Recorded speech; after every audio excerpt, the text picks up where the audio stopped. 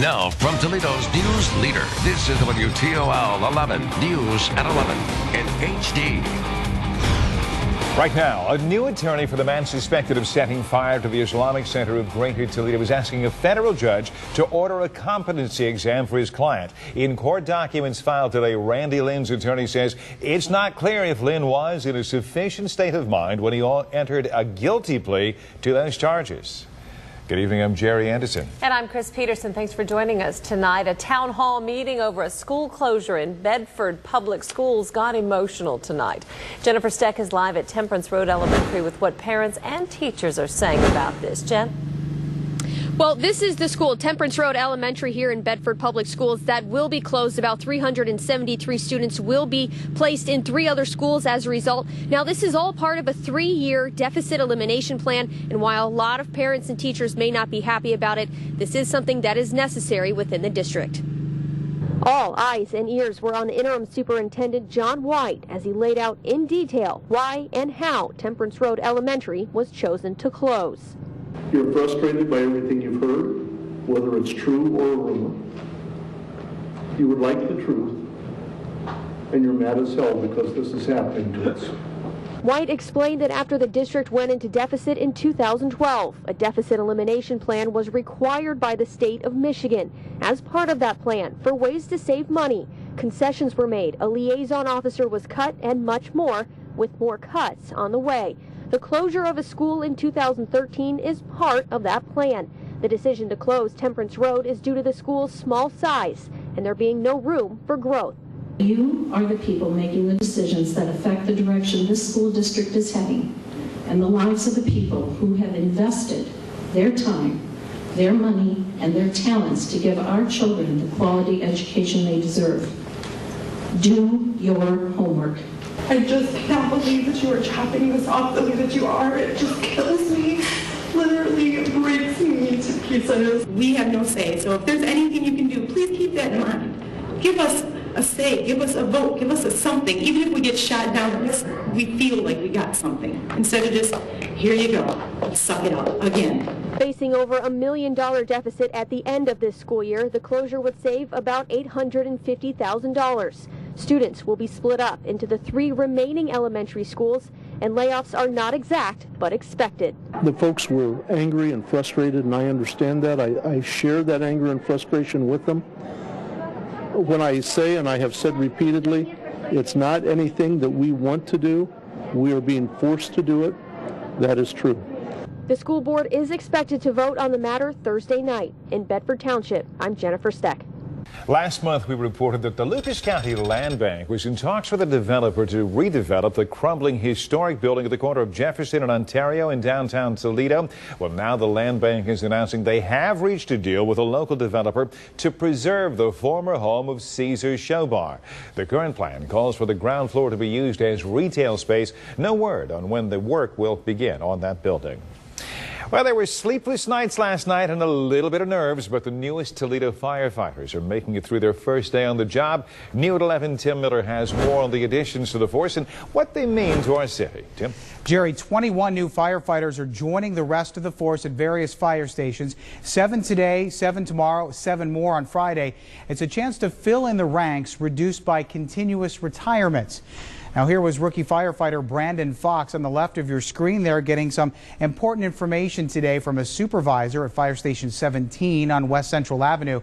He has been through the Fire Training Academy and is now ready to respond to fires or EMS calls. Now, 23 additional fire recruits will join the force the first week of May after completing EMT training and graduating. Now, this class that's hitting the streets will bring the Toledo Fire and Rescue Department to 511 firefighters. And while more retirements are coming, the department is getting closer to the authorized strength of 525, a number that Chief Luis Santiago would like to get to. Fire officials say residents should feel safer tonight. What the additional manpower allows us to do is maybe have an advantage to do some extra training or cover some special events with the less of an impact to the line strength. So anytime we can get at or near our authorized strength, that's always a good thing. And firefighters joining the ranks this week have been through extensive training and are up to date on the latest technology to fight fires and respond to medical emergencies. Reporting live, I'm Tim Miller. The trial of a man suspected of causing a chain reaction crash that claimed 3 lives on I-475 began today. John Tucker charged with 3 counts of vehicular manslaughter after investigators say he lost control of his semi in August of 2011 and caused this wreck. Opening statements were made in Maumee Municipal Court this morning, and the trial continues tomorrow. A gas leak has caused some headaches for a number of residents in parts of Sylvania Township for the past 2 days. The leak has closed down Sylvania Avenue between Holland, Sylvania, and McCord for most of the day today, and it is still closed now. Mojgan Sherkat live at the scene with the very latest now on that situation. Mojgan. Well, Jerry, Columbia Gas reps do tell us that they do expect to have this road back open either late tonight or early tomorrow morning, but definitely before the rush hour commute tomorrow.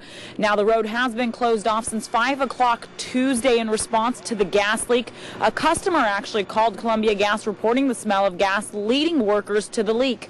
Crews have been working all day to fix the problem, which stems from an old steel line needing replacement. Now, those old pipes are being replaced with new plastic ones. Now, luckily, no one has been evacuated due to the leak, and residents still have their natural gas services, but they do say the road closure has been an inconvenience. Now, again, I do want to mention that the road you see behind me will be back open before the commute tomorrow morning. Columbia Gas reps say they don't have an exact time right now, but they say it'll be late tonight or early tomorrow morning before that commute. Reporting live in Sylvania Township, I'm Mojgan Sherkat. Let's get an update now on tonight's forecast from Chief Meteorologist Robert Shields. It sure is a quiet night out there, Chris, and temperatures are about to drop below freezing heading into the early morning hours. I think we're looking at a low temperature into the middle 20s. The current reading downtown is 35 degrees. Out at Toledo Express Airport, we have a report of 33 and a dew point of 26 with a very light breeze. So overnight, look for that temperature down in the mid-20s. Tomorrow's another relatively chilly day, but boy, do we ever have a nice warm-up coming your way for the weekend. I'll detail that coming up in my certified most accurate forecast. As Robert told us would happen, parts of our area saw some winter weather last night, and now the Mid-Atlantic is getting hit with another storm. Emily Voss joins us with the details, new at 11 o'clock. Chris, this is an area that has just been battered by weather over the past few months, and now it's happening again. Inland, heavy snow is causing transportation and power problems, while along the coast, the concerns are with the wind and the waves. Residents along the New Jersey shore are still recovering from when Superstorm Sandy struck 4 months ago. Newly built sand berms are the only thing protecting the fragile land from the ocean. I think we're entitled to a break. We don't seem to be getting it right now. So to the south and the west, the storm meant snow, lots of it. Parts of the Virginias got more than 2 feet of snow out of the storm. Traffic slowed to a crawl, power lines snapped, and work crews struggled to get the lights and the heat back on for 250,000 homes and businesses. More than 2,000 flights were canceled near Washington, D.C. because of the weather and very strong winds. At least 4 deaths are being blamed on this storm, and hundreds of thousands of residents are still without power. A number of utility crews from Toledo Edison actually made the trip to the East Coast to help with this recovery effort. Reporting tonight, Emily Voss. Owens Community College is invaded by students looking for some higher learning. A big crowd turned out for College Preview Night, the free event aimed at giving high school students and their parents and adult students a chance to talk with admissions representatives and learn about different educational opportunities at that college and many others. In fact, more than 100 colleges and universities took part in the open house. Big modification. We're hoping that as students leave tonight, they might have a better understanding of what kind of institution they want to attend, something in a rural area or maybe in a city, or the different type of institution.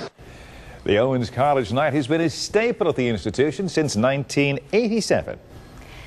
Back in 2006, I introduced you to the Cota family. It's Dan, Karen, and their daughter Caroline. All 3 in the family are little people and shared with us some of the difficulties of living in a big world. We learned their size is sometimes a challenge for them and can make them feel like they just don't fit. Recently, though, Dan had a once-in-a-lifetime opportunity. He was cast in a huge new Disney movie, in large part because he was exactly the right fit. The great man we've been waiting for. I think I could be. For months, we've been seeing the trailer for Disney's new movie, Oz, the Great and Powerful. But if you blinked at the wrong time, you might have missed Bowling Green's Dan Cota. I was Munchkin number 12. That's me right there. There you are! Standing within Mila Kunis, James Franco, and Michelle Williams during a very dramatic scene. And us, as the Oz residents or locals, are reacting to that. I'm not going to say anything more about it because that's a spoiler alert. But just that alone was just amazing. So how did a local BG man end up shooting scenes with A-list stars in a multi-million-dollar Disney production? Well, it started with an email. Dan, you got to come down to Pontiac in June and try out for the movie. We need every dwarf male we can get. Got to come. Okay, fine, I'll come. Before he knew it, Dan was asking his boss at ProMedica for a leave of absence to be part of the new Oz movie. You may be surprised to learn it was filmed in Pontiac, Michigan, so Dan had to live there for the better part of 3 months. The separation was hard for wife Karen, but she was thrilled Dan had the opportunity to be included in the legend of the Wizard of Oz. In an era where we all have our little splinter interests and, different generational things, all of us have seen the Wizard of Oz. Dan's cast call was at 4 a.m. 5 days a week, where a 2-hour makeup session turned him into a munchkin. Pictures were frowned upon, but Dan was able to snap these to remember his experience. And just this week, the production company sent him a special souvenir, a hat and a numbered brick from the movie's Yellow Brick Road that he plans to show off to all his friends. And what's really touching is how excited all of our family and friends are. That's the thing that surprised me the most, truly. I mean, everybody was like, oh, we've got to all go watch it at the same time, and then we have to have a party afterward. Dan can't wait to see himself on the big screen. But most of all, he's dying to know how the movie ends. Someone earlier this week asked me, so did you get to know how the story goes? No, no one gets to know how the story goes. The only story you follow is the part you're in. Wow, so you'll be completely surprised like the rest of the audience. Absolutely. Okay, so I just got an email from Dan and Karen, who just returned from the movie premiere up in Pontiac, Michigan. He says the movie is spectacular, and he was surprised at how many scenes he's actually in. So look for Dan when you go see Oz, the Great and Powerful. And by the way, for those who remember our original story and the Cota's daughter, Caroline, we wanted you to know she got married last June to Dave Buckout. They live in Rochester, New York. So big stuff going on with the Cotas in Bowling Green. You know how it ends now. That's right. But he's still not telling people, No, right? he's not. And he said him. he was going to take notes so he could go with his family and say, okay, watch now. Watch now. Here I come. That's going to be very cool. Yeah. Well, still to come, it is not yet spring, but Robert is tracking some spring-like warmth. You'll want to see his 7-day forecast before making any weekend plans. That's coming up next. Plus, a big cat attack, the latest on the incident that left an intern and a lion dead. And the Rocket women play their final home game of the season. Find out if Namu Shafir can send the fans home happy. Later in T-Sports.